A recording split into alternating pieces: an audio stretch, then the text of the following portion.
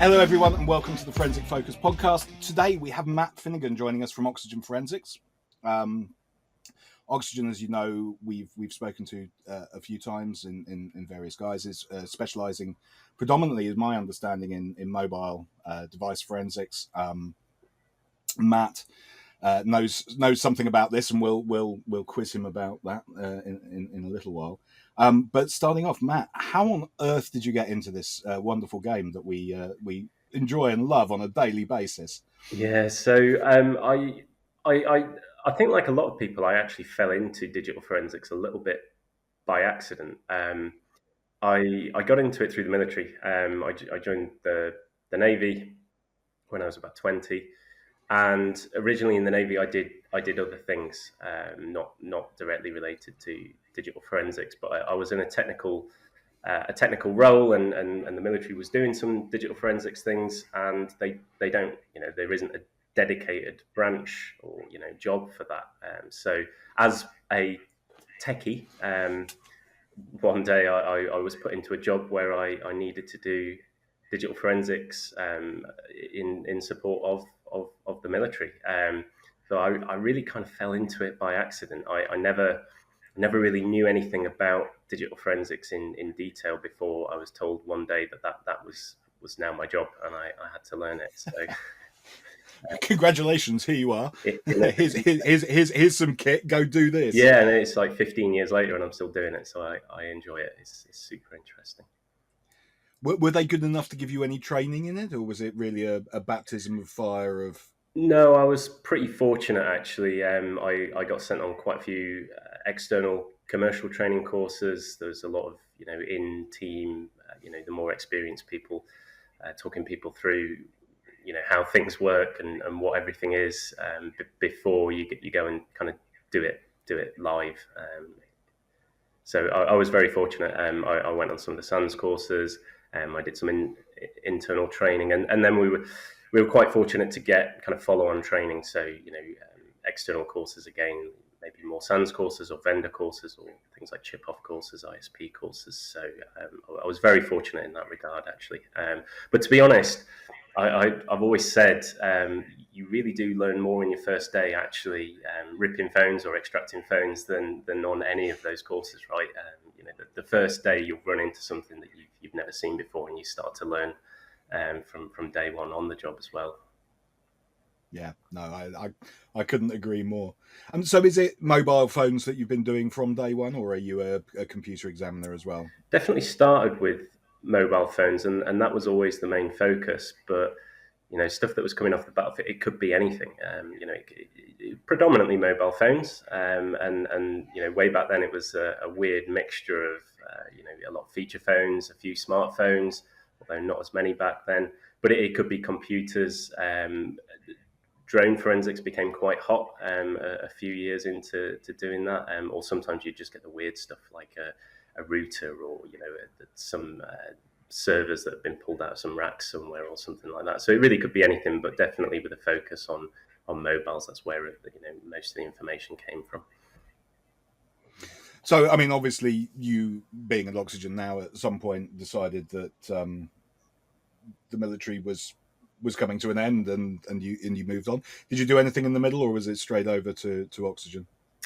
So I went from being a practitioner, UK military, UK government, directly into Oxygen in the job that I'm doing now. So practitioner on the Friday, and my current job as a solutions architect on the Monday, in Oxygen. Yeah. So what's the definition of what's the definition of solutions architect? Because I mean I've worked in IT, and strangely it actually is reasonably variable depending upon the organisation you're working for. As to what a solutions architect actually does day to day. It's one of those grand titles that gets put on you, and then you have to try and explain what it is. So there's what we tend to do as solutions architects. The best way I can describe it is really just trying to explain what our software does to people that may be looking for forensic solutions. But I think just as important to that is explaining where it fits, because forensics is is a toolbox industry. It always will be. No matter how hard anybody tries to change that, forensics, digital forensics, will always be that industry of you need a number of different tools. So also trying to explain to people, where we might fit in their existing toolbox. Listening to what people's pain points or problems that they're having, and then trying to see how any one of our pieces of software might be able to help with that, whether it's a particular type of extraction or a particular analysis problem or an analytic or anything really. So it's trying to assess what people need and then trying to kind of see if we can help and explain how we can help is probably how I can put it into a nutshell. And in that regard, you're dealing with customers obviously all the time to work with that. Are you involved in sort of development side of things as well? Yeah, we definitely have a big input into development because digital forensics is constantly changing, and what people need a lot of the time, they can put feature requests in through support mechanisms, etc., etc. But a lot of the time, some of the best information that the development teams and product teams will get are actually from the solutions architects, because we're going out and meeting people and people that are still actively doing digital forensics every day. So we do build up quite a good understanding when we have calls with people, or we go and meet even current customers for a day, just to get a feel for how they're using the products. And really importantly, is there anything that we're missing? Where should the development of the product go? Because developers can have a vision, or the product team can have a vision, but there's no point putting time and effort into that if it's not what people actually want. So definitely our feedback is really valued by the development team, and we're really appreciative actually when either people who aren't customers or especially existing customers take the time to give detailed feedback about what direction should we go in, and the reasons for that, because it really helps to focus that development, and we don't waste our time, and we don't release something that isn't useful. No, absolutely. And you alluded to what I imagine is probably the biggest problem in digital forensics as a whole, but certainly in mobile forensics, even more than computer based, which is the speed of change is hugely rapid. I mean, versions of Windows is bad enough, but versions of phones, versions of Android, and again, we get a Windows machine. Okay, yeah, the hardware may be different, but that generally doesn't have that much of a necessarily an impact on a forensic analysis. Whereas the different hardware in all of the mobile devices that exists can be hugely different. How what sort of impacts is this actually having on the way that we're approaching extractions from mobile devices? Yeah, I mean, I think you touched on kind of two things there. One is the speed of change, and the other one is fragmentation, right?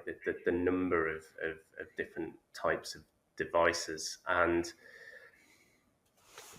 I remember when I first started to do digital forensics and mobile forensics, it was much simpler. It definitely was. The places that we tended to work, for a start, we saw a lot of feature phones or old Nokias, which were quite trivial to extract, and even the feature phones, which were those kind of weird off-brand, straight out of Shenzhen, China type things. They were usually like one of maybe three chipsets. It was Spreadtrum, MediaTek, or CoolSense. And when you understand how they work and how the extraction methods for those work, whether it's a commercial tool or a flasher box, which is what we used to turn to quite a lot, it was pretty trivial to get extractions from those. And then things became a little bit more complicated with smartphones and Android, but at the start, it was still pretty simple. Even if you had a locked device, in particular Android, you could just do, if there wasn't a tool method of doing it, you could just do a chip off or an ISP or maybe a JTAG. And there was definitely I would say kind of a golden age where like nothing would stop you getting into that device, especially if it was an Android, because you had those hardware methods available to you. But then, like you said, speed of change, encryption came in, and there was a big panic. Encryption is here. But at first, you had to enable it by default, and nobody did that. And then it became enforced, and there was a little bit more panic. But then it turned out that they were using a default password. So it was harder because of the hardware-backed encryption and things like that. But there were still ways around it. But then things just keep evolving. So Android and iOS, they moved from full disk encryption to file-based encryption, which again made things harder, but not impossible. It just gets incrementally harder and harder. And to kind of talk to your question a little bit, and I'm aware that I'm going off on a bit of a tangent here, maybe. So interrupt me if you want to refocus me in a No, we welcome tangents. It's fine. in a particular direction. The state of things at the moment, I would say, with locked mobile phones, Android or iOS, to use the two main examples. And I'll talk more about Android because in some ways it's more interesting to talk about because iOS is a little bit more black and white. Obviously, we're talking about file-based encryption nowadays. That means that the user password is almost definitely 99.9% of cases going to be tied to the encryption on the device, and there's going to be that hardware-backed element as well. So there are really two main, I would say, methodologies to go after those, get into those devices. The first is at the operating system level, so the device is booted up, and it's more of a screen lock bypass and an exploit to get escalated privileges and then extract the data, which is already decrypted. Because if the device is in that AFU state, so I guess what I'm talking about here is the sort of BFU, AFU type methodologies that work at the operating system level, and then the other. So just for clarity, AFU, BFU. Yeah. So with and I'll almost go back a little bit with the introduction of file-based encryption, which is one of the things I didn't actually mention is a lot of the evolution in device security is actually driven by user experience. In the start, a lot of these devices were full disk encryption, but it didn't use your password for the encryption unless you turned on something like Secure Start. Not great for the user experience because when you turn the phone on, it means that it doesn't really do anything until you put your password in. So you're not going to receive calls or WhatsApp messages, etc., etc. So quite secure, but not good for the user experience. And vendors, they're thinking with two hats on. They're thinking with the average, general user's hat on. What do I want my experience to be like? And they're thinking with that security focused hat on, the tinfoil hat, if you like. And that really, I think, is what drove the adoption of file-based encryption, because it meant that you could pick and choose what is automatically decrypted when you just turn the device on. So you can turn the device on and it will be able to do some stuff like receive calls or various different things.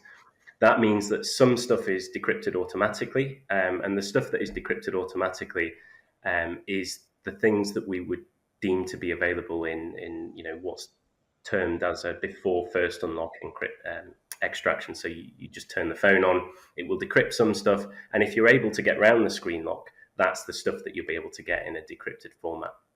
When you put your password in and everything, or maybe everything, becomes decrypted on the device, when you lock the phone again, generally speaking, that data will remain decrypted, or those keys will remain available after you've locked that device if it's been unlocked at least once before. So in those instances, and this isn't actually one of the approaches that we use at the moment. It's really a case of getting around the screen lock and then some form of privilege escalation to be able to extract data from the device. The other methodology, which is one that we use more heavily, is the ability to do offline decryption. So not always offline decryption, but quite often. So just extract all the data from the phone as a physical image, and whichever hardware keys or hardware values are used in the encryption on the device, so that we can decrypt it offline and brute force or guess the user password if we need to. There is also another method which is kind of a halfway house, where you let the device do some of the decryption stuff, but maybe I won't go into that at the moment. And both those methods are valid. Both of them work in certain scenarios. The offline decryption works better if you have a device that's already switched off. The AFU method might work better if you have a device that is in AFU mode, because you might not need to recover the user password. But things are always moving really, really quickly. And actually, there was quite heavily in the news recently, though, there was this story about iOS have introduced a mechanism that will reboot an iPhone if it's locked for 3 days. I don't know the exact details, but that's specifically to combat the use of AFU style methodologies. So vendors or developers are always obviously looking at how digital forensics companies are kind of breaking into these devices and introducing mechanisms to get around that.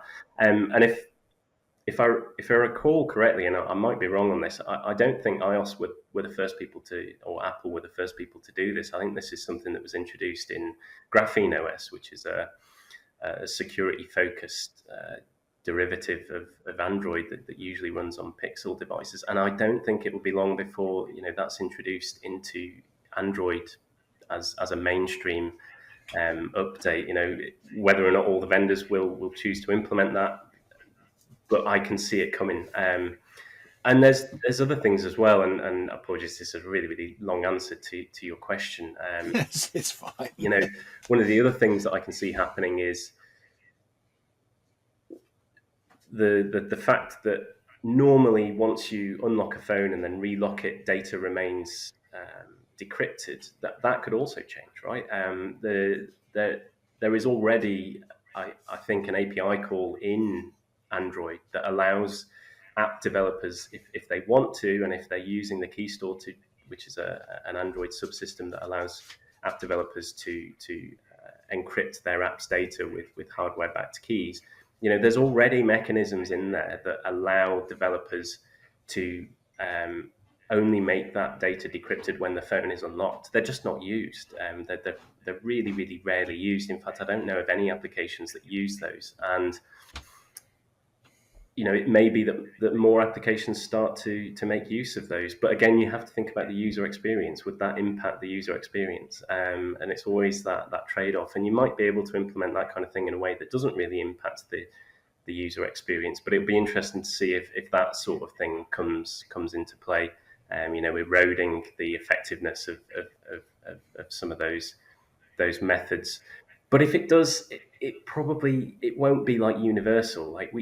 There's always this panic when a new security mechanism or type of encryption comes out that this is the end of the world. There's going to be no way around it. And either the uptake of that feature will be very low because it impacts the user experience, or there will be a way around it that people will be able to find. So it's never the end of the world. But I guess, kind of in closing to your question, we've gone from that golden age, I think, where you could just do a chip off or an ISP or a JTAG, and it made you look really, really good because you could get it pretty much any phone, and people were always impressed, to the age where exploiting a vulnerability has become necessary, and exploiting vulnerabilities that exist in ever decreasing attack surfaces. It's becoming harder and harder to find. The things that we can interact with on these locked devices are becoming smaller and smaller. The attack surface is ever decreasing. So maybe we'll reach a point where it's kind of the end of the world, but I don't think we're there at the moment. And actually, just one last thing I would say just before I hand it back to you, because I'm kind of hogging the mic here, so apologies for that. I think what's kind of come into focus as devices have become harder to extract data from, particularly if they're locked, the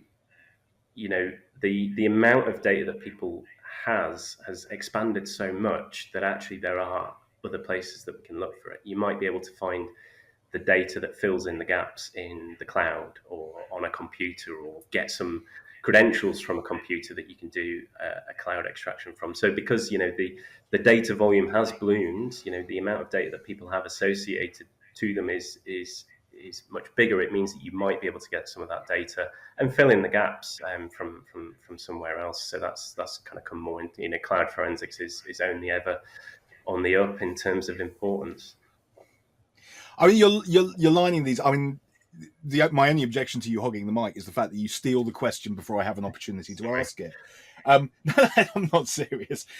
So I mean, yeah, and again, Oxygen has capabilities for cloud extraction, and it's certainly a more prevalent thing that I'm seeing in cases. I try generally not to deal with mobile phones. It's not my expertise. I don't have the equipment, and I leave that sort of thing to professionals. But cloud is cropping up more and more often as components of cases that I see. Can you let's move on to that and talk about sort of cloud. What are we able to extract sort of things like encryption keys and other stuff, or is it purely other evidential material? Because obviously everything's, if it's being backed up to the cloud, you just pull the cloud copy and you don't worry about what's on the phone. You just go, this is a backup of that, and therefore that way. Or can you use it as a plain text to try and break a ciphertext? Is it what are the sort of things that we're gaining by doing this cloud analysis? There's so much data that could be in the cloud. It's kind of all of the above, to be totally honest. It could just be, like you said, the content that was on the phone. It could be the messages from, whether it's WhatsApp or Telegram or Viber, or any number of different messaging applications. It could also be, like you say, there's a chance that there could be stored passwords in some of these cloud services. There could be just entire backups of devices. There could be an entire iCloud backup of a device, which not only gives you data from the device, but it also potentially gives you that historic snapshot of data that was there a week ago or a month ago, but might not even be there if you did do a successful mobile extraction today. And it's loads of other stuff as well. There's like 100 plus support services in the cloud extractor that we have, and it could be Uber, it could be geolocational data, it could be the Map My Run or the Adidas running applications that again is geolocational data.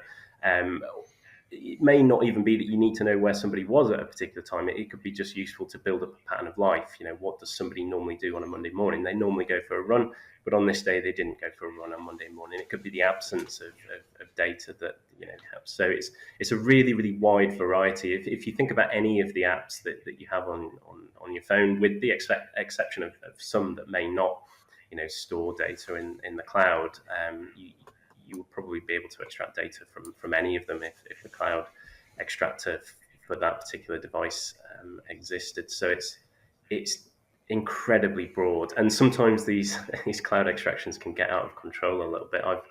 I've spoken to people in the past, more than one organization that has done cloud extractions, and they've said, yeah, we should have date ranged the extraction because it's like 2 terabytes and it's still going.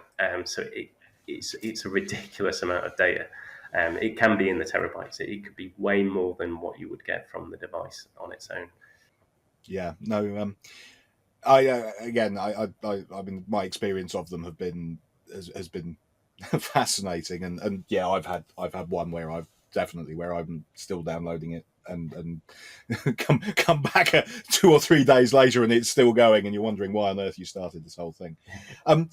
But for things like let's say WhatsApp is a fantastically prevalent Yeah.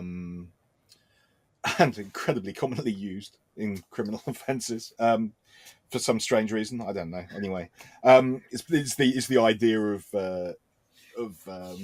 time limited messaging, I'm assuming. But what sort of differences are we going to be looking at, if depending upon the way that we go about extracting a WhatsApp? So, what am I getting from what are the problems with doing what am I going to miss if I do a cloud extraction? What can I get more by doing it directly on the phone? Or, is there a best way to approach it?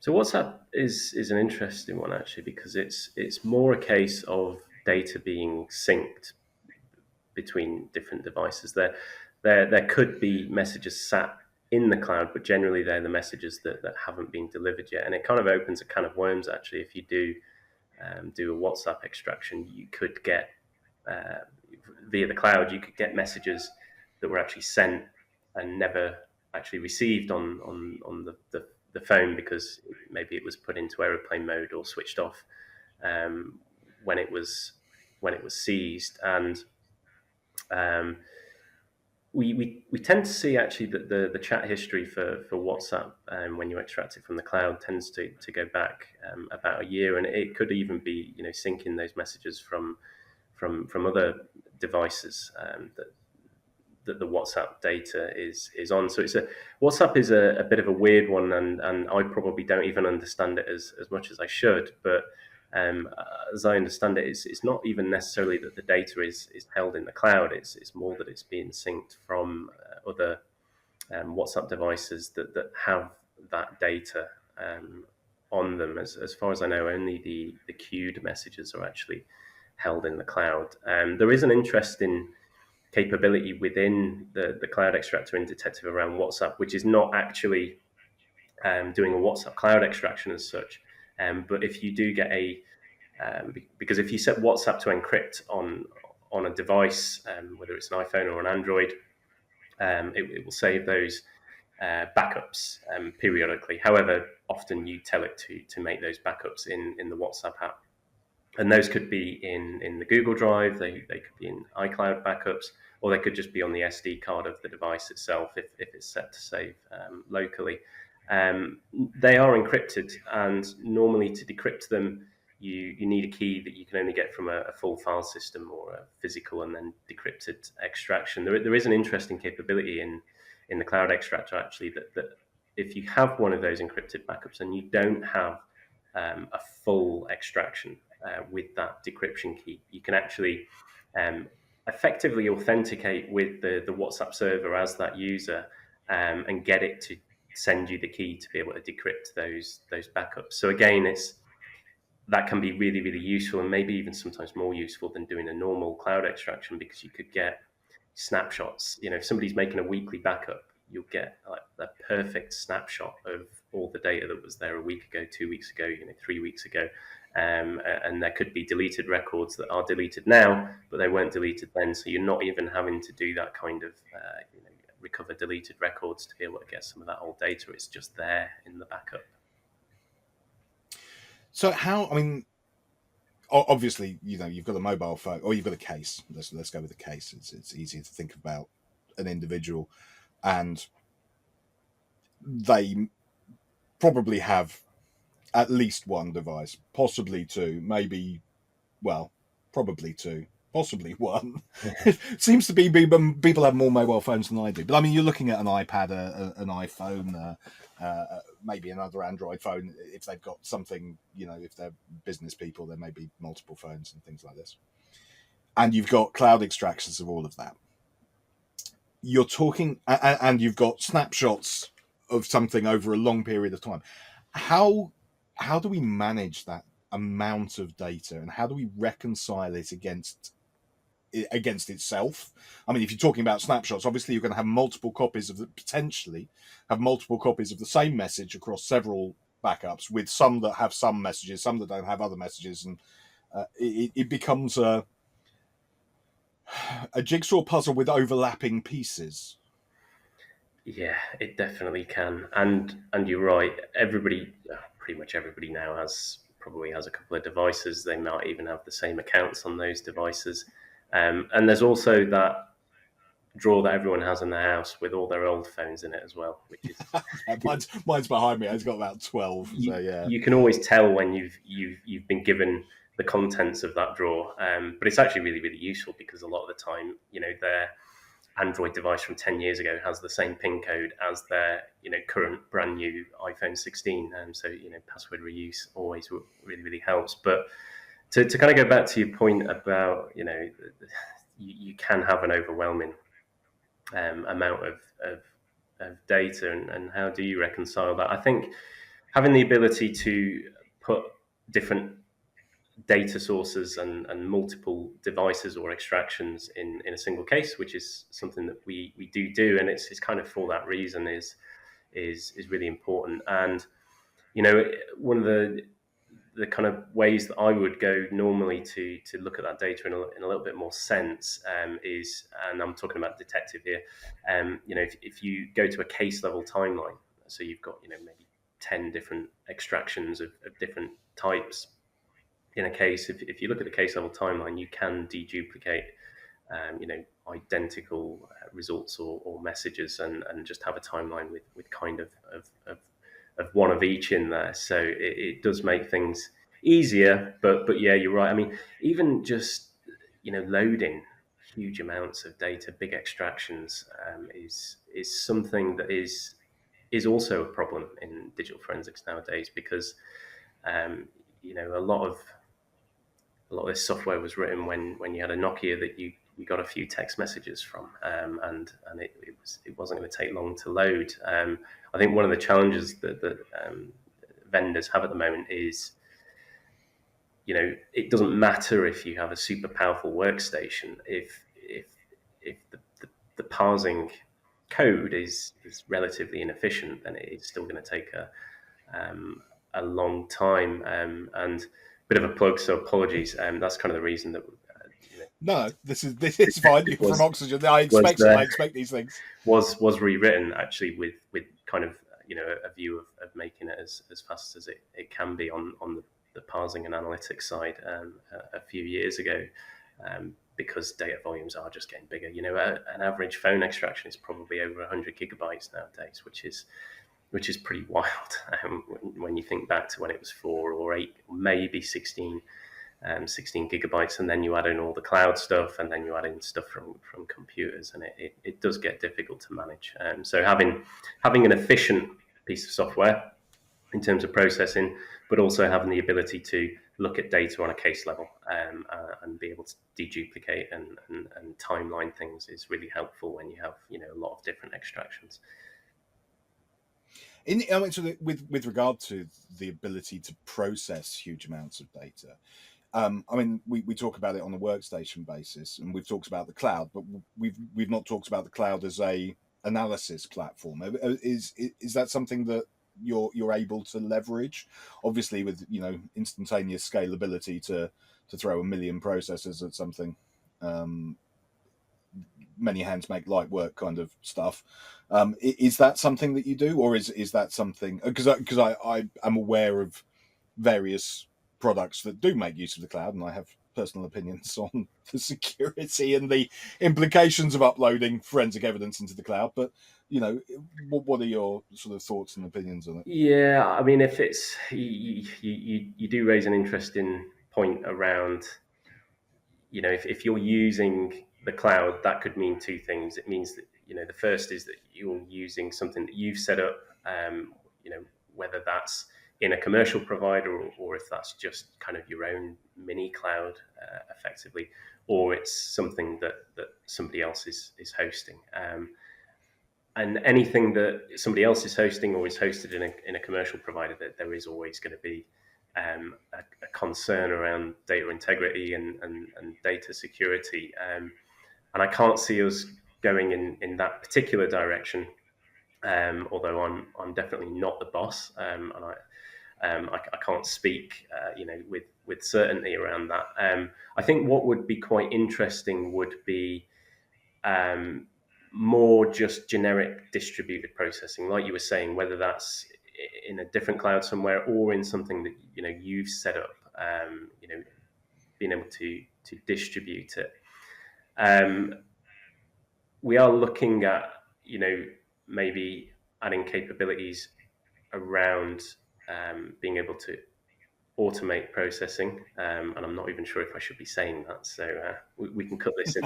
I won't press the point then. But yeah, I think actually, like I said before, it's fine to throw a million processes at something, but I think equally important, or maybe even more important, is actually how is the code written that's doing the processing. If it's a program that is not as efficient as it should be or could be, then you're always going to be fighting a losing battle. I think it's important to get the kind of framework right and the groundworks right in terms of this is a fast piece of software, and then look at the question of how you do the distributed processing afterwards. Because actually, if it's fast software, then actually it will still load extractions relatively quickly, even if it's something that you have to leave running overnight. I think for most people, if it's the case that it will be done by the next morning, that's probably acceptable, right? If it's there when you come in the morning and ready to go. I think what's increasingly adding to the overhead of processing is that we're not just pulling the WhatsApp messages out of a database and pulling files out of a file system anymore. Increasingly, people are expecting other analytics like OCR, speech to text, translation, even malware detection. Those things do all take longer. So, being able to, again, GPU accelerate those. Actually, if you can GPU accelerate something like speech to text, you probably don't even need to distribute that. One GPU is probably going to be enough to do that very, very quickly. So I guess I'm kind of with you. I'm a little bit of a skeptic on the really massively distributed things. If nothing else, not just because of the security implications, but also the complexity. When these kind of systems are kind of built, they tend to fall over quite a lot in my experience. As things become more complex, it looks brilliant on paper until it breaks, and you have to get a specialized engineer in to figure out why it's gone wrong, or suddenly you've got a big amount of downtime. So again, I think there's when I was saying before, security is trade-off of user experience versus security. I think with processing, it's also a trade-off of complexity and reliability, versus speed. And actually, we might be able to achieve what we need with just single workstations still. Long answer, sorry. No, it's an excellent answer, and actually, I'm going to challenge you on this. Now, you sound and your background is clearly technical, and you're coming across very technical. And we're talking about legacy code bases and how they're not well written. Is there an opportunity, do you think, for refining forensic tools in general by moving to a better designed operating system? Windows itself is a large piece of legacy code, and it's quite often a limiting factor in writing high performance stuff. It's not designed as a high performance operating system, unlike Linux isn't necessarily designed as a high performance operating system, but at least Unix is designed as a high performance operating system, and therefore there are opportunities for more performant code to run on alternative operating systems than Windows. What do you reckon? So you sound like much more of an expert in this than me. I think that you're probably right, and I guess as an example, which is not directly it's not a direct parallel, but if you look at any supercomputer, right, it's not going to be running Windows. It's going to be running some form of Unix or Linux. Yes, I think you're probably right, but again, I would worry about the complexity. That would be some sort of really complex, bespoke type system that it's not going to be the case. You just download the Windows installer from the software portal, and then within 10 minutes you're up and running. For organizations with huge amounts of data, or that want to do clever analytics across huge amounts of data, yeah, I think something like a different operating system probably would be useful. And to be honest, they're probably the type of people that are looking at cloud, and they're probably not even thinking about Windows. They might even be running their own custom analytics and software to do it. So, can I see a forensics vendor implementing a kind of a processing engine on a different operating system?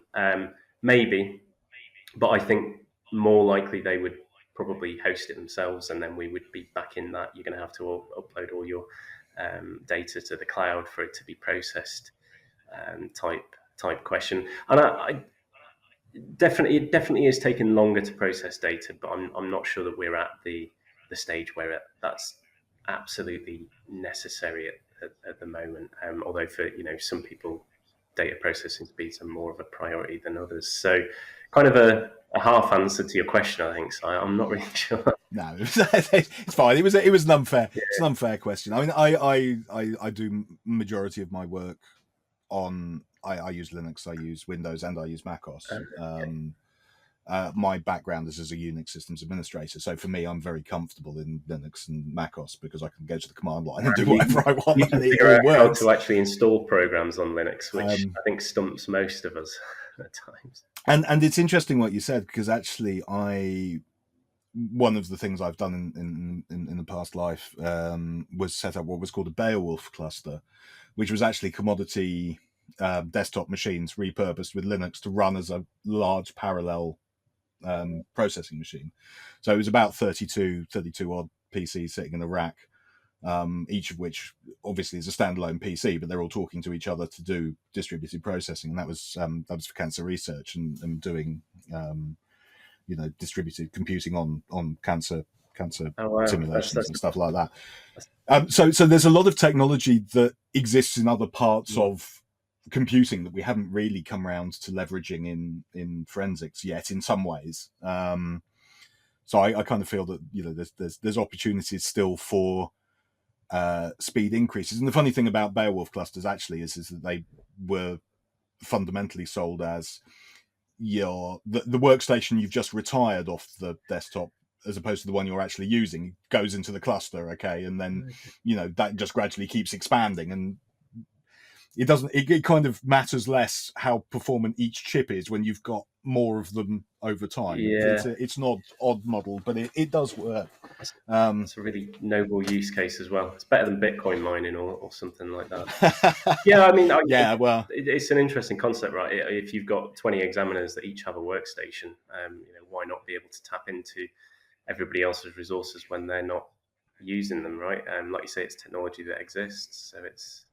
Well, it's the whole fundamental design principle for virtualization is that certainly in a data center whereby one machine wasn't running one web server all the time, and therefore you could run 50 web servers and they would probably be okay on a single machine, and you virtualized it out. And again, we don't really see. Well, to be fair, if we're running forensics jobs, we tend to be taxing the processor to the top of its ability while we are doing it. But like you say, in a lab full of 20 people, 10 of them are writing reports at any given time, and 10 are actually doing something. So there may be some room for shared or distributed computing.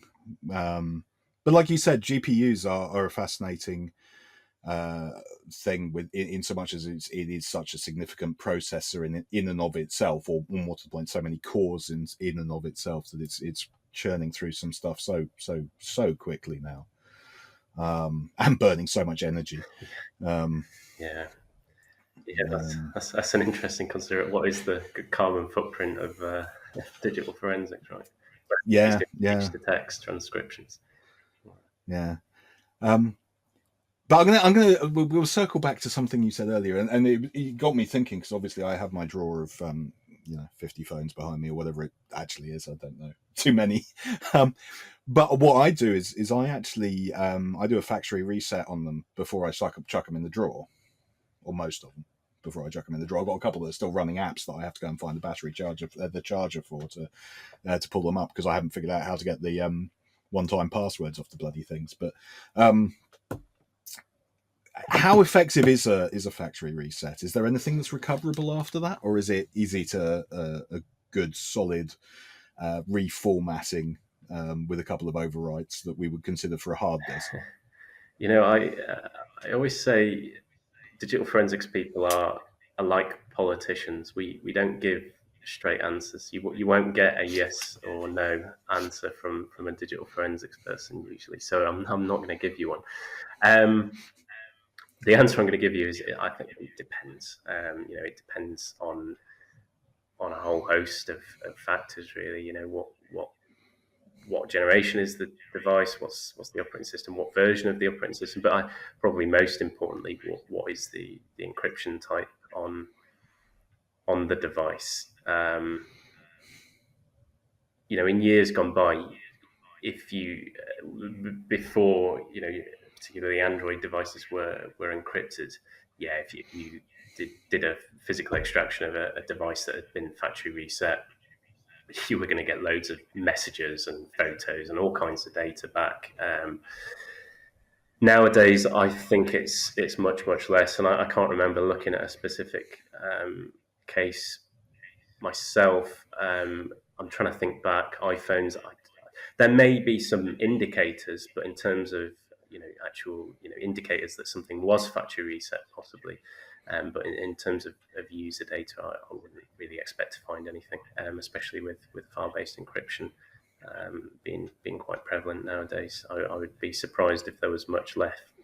But I'm not an expert on that, so I'm going to say probably not much. Okay.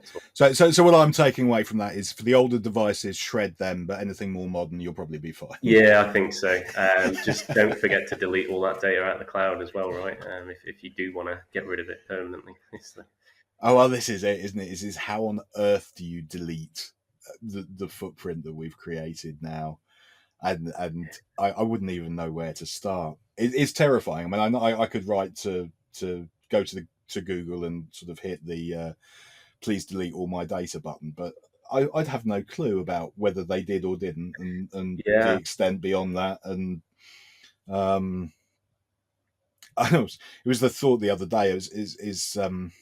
We were talking about AI generation in as everybody is at some point, sooner or later, in any sort of forensics conversation. But it was about voice simulation. So taking someone's voice, and it's like I've now done half a dozen of these, more than half a dozen of these podcasts, and there's more than enough voice data to turn me into a simulation. And can I get it back? No, there's no hope. I wasn't a consideration when I started doing this, but could I go back and pull that in now? No chance. So as soon you've got to kind of accept that we are now part of a digital world, which is it's just going to be what it is, and everybody's immortal in a small way now, right? You're going to live. Although I have come across this wonderful cheat, okay, and I don't know how well it'll work out for you, but for me, the thing that made me vanish from the internet most effectively was having a very, very similar name to a very successful gymnast in the US. Uh-huh. Because now anybody who searches Simon Biles actually gets automatically corrected to Simone, and she is the top search for everything that you try and put my name in for. I used to come up on the top page, on the first page of Google, and I don't think I even show till about page 30 now. So it's an interesting technique to get oneself removed from the internet, and quite hard to reproduce. I think there's a writer for like a PC World magazine or something that has the same name as me. So I think that's what normally comes up when you search my name. I don't know though. Do you want to be on the first page of Google, or are you quite happy? Well, actually, to be honest, at the time when I was on the first page of Google, I was fine with it. Now I'm very happy to be on page 30. I'm quite glad to have been pushed back. It's not a big deal for me. I do not have sufficient vanity to care, but I do find it amusing.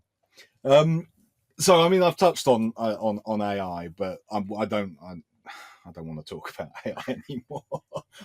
I've not in the bad way, but I think it's starting to sound a little cliched. But what else is coming in our future of Well, let's talk about mobile devices. But what's coming in the future for us that's going to present a challenge? Do you think? Well, you've mentioned AI, but we'll skip over that one. The I think I think that some of the biggest challenges are going to be around extraction, and I think I've covered some of them already, and I think it's going to be, I think, two things. I think the first thing is that vendors are becoming much more, not even much more, but they are taking note of what digital forensics companies are doing. They're actively, patching vulnerabilities, but they're taking steps that are quite specific to how digital forensics tools extract data. The example with iOS, and I think Graphene OS already does it, automatically rebooting after 3 days. That's very targeted at digital forensics, right? There is an argument that some malware is probably not persistent, and it's probably good hygiene to reboot your device every few days just to clear any malware out of RAM that might be sitting there. But that's quite edge case. That's quite niche. I think that is very very focused at digital forensics companies, and that's the top level. That's the Android and the iOSs of the world. I think as app developers become more security focused and may also start to take note of how do we mitigate tools that are using AFU extraction methods. What I was talking about before, where there are APIs available or API calls available to developers now that allow them to say this data, once the phone is locked, re-encrypt it. Don't make those encryption keys available anymore, and that at the app level could also be a problem as we go on. And it may be that stuff like AFU extractions just decrease in viability, and we have to look more to those hardware key extractions, or kind of lower level, beneath the operating system level extractions, and do either offline decryption or on the device, but not when the device is fully booted. But even that's becoming harder because those attack surfaces are quite small as well. You're looking at boot ROMs, which are tiny code bases, or bootloaders, which again are quite limited code bases. That if I think if Samsung, or if Xiaomi, or whoever wanted to go through their low level boot ROM bootloader code bases with a fine tooth comb, I reckon they could patch everything in a few weeks if there are vulnerabilities there. Some vulnerabilities are more complex to find, than really really simple ones. Some of them you might have to put the device in a certain situation for it to. But I do worry that the attack surface is relatively limited. There are the mitigations that the top level vendors, if you like Android and Apple, are putting in place. But I think that will trickle down into the app developers as well. So I think that, and it's kind of a cliche just to say extraction, but I think that that's only going to get harder, especially with what we've seen in the last few weeks around some of these new security mechanisms, which are actually not even that new. They've been around in some operating systems for a little while. It's the fact that they're actively taking note of what digital forensics tools are doing, and effectively targeting us in a way to mitigate against those specifically is quite interesting. We're on the radar, should we say? The entire industry is on the radar. Well, you're doing so going back to the military, you're doing free pen testing for them.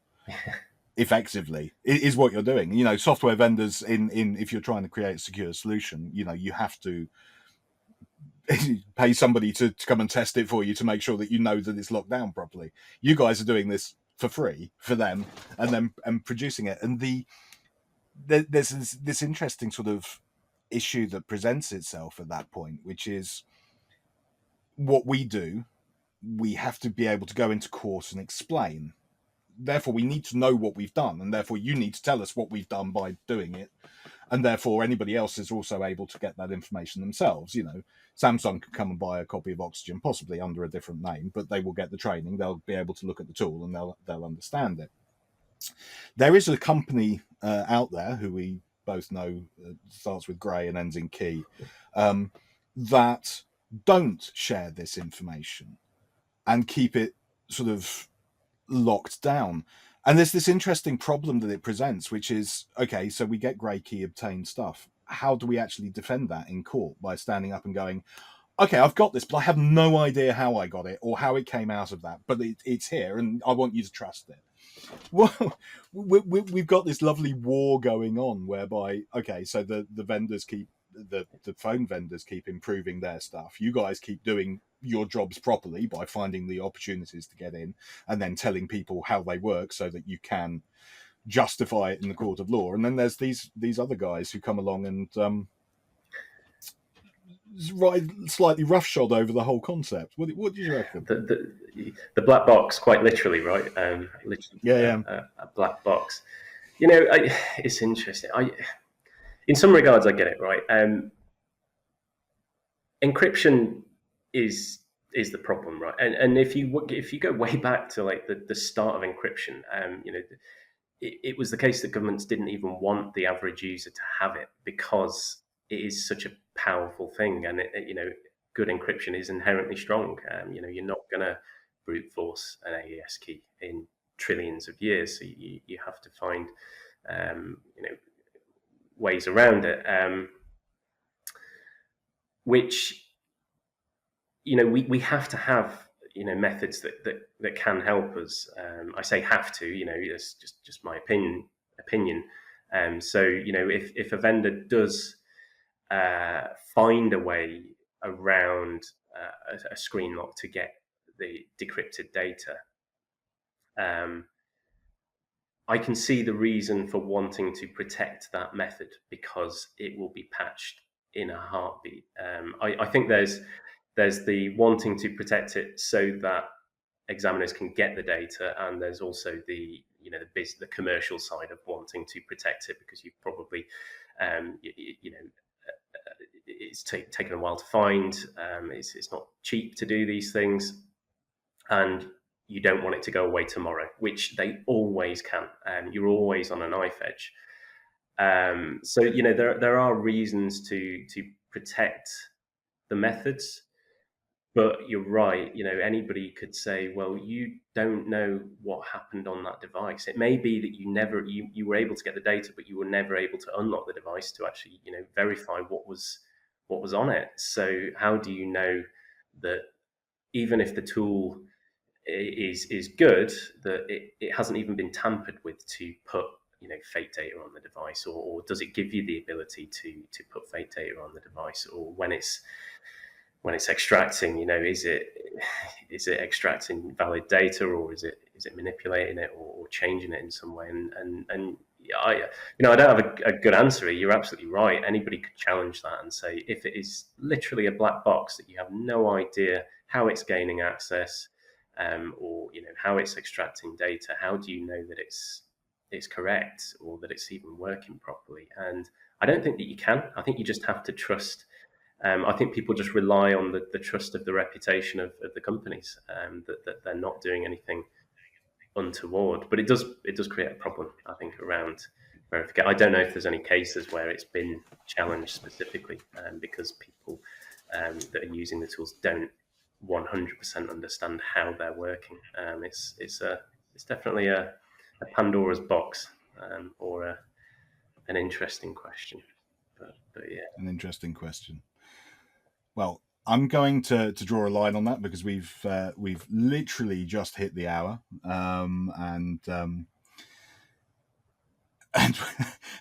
I've run out of questions. And but it's been an absolutely fascinating discussion, and thank you so much for coming on to the podcast to have a chat and tell us all about yourself and your thoughts, and to enlighten us as to what Oxygen is up to and what they're doing. I've thoroughly enjoyed this, so thank you again, listeners. Obviously, you are listening to this, so you do know where to find this in some way, shape, or form. But if you have a preferred podcast player, such as Spotify and/or Apple Podcasts and/or whatever podcast thingy that Desi always remembers and I always forget. But we're also on Forensic Focus, the website, and on YouTube. And please, we'd be delighted if you came and listened to us at any point again in the future. Because we have, like Matt, so many fascinating people who come on and tell us all about amazing things that are cutting edge in the industry. In that, they're experts, we aren't. Is absolutely wonderful. So thank you very much for joining us, Matt. Thank you so much for coming and talking. And it's been an absolute pleasure. And I hope you'll come back again in future and tell us about something else and what's going on. Well, thank you very much for hosting me. It's been really good to talk to you. So thank you again, Si.